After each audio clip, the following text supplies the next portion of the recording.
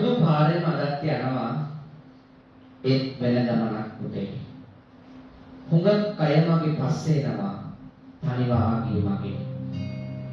කවදාවත් මගේ බර ඔබේ කරේ තිබෙන්නේ නැහැ ඔබේ. හුඟක් බර නම් දෙමින් තියපන්. වෙනවා ඇතියක් නෙවෙයි. සෝවා දහමට අවන තයිමන් ඉතින් යන්නම් ගෝමනේ. යන ගමන් මේ බේතුඳ අරම්පලයක් නම්මනේ. ඔබේ තාත්තගේ මෙත්තියව කරගහලා ඇති. දවසක කරගහන්න වෙයි. තරක් නොදුන්න තාත්තෙක් නා. බලයක් නොදුන්න තාත්තෙක් නා. ඔබට දැනේ. ඉරසානේ මම කිවිදියේ මේ ඇත්ත සිද්ධියක් දැකලා ලියපු පදවල ටික අපේ හිතවත් කවිය අපූර්වට දැනෙනවා. අහලා බලන්න ඉස්සෙල්ලා.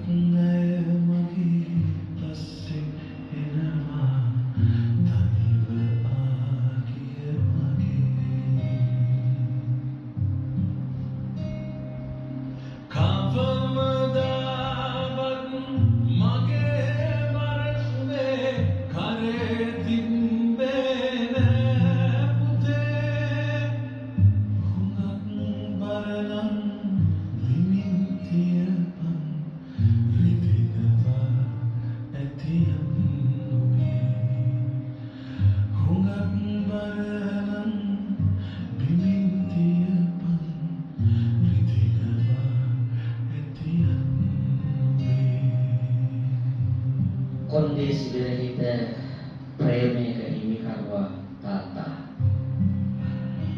හැමලේ වැඩිච්ච දැයට කරකට පිරිච්ච කකුලේ ගල්තැනු පිරිච්ච පිරිමි වෙනා.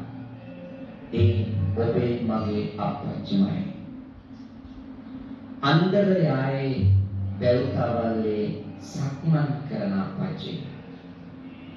තොලින්දියයි කෙතේ නිලයි ගහ වැලේ මලයි මට අපච්චි.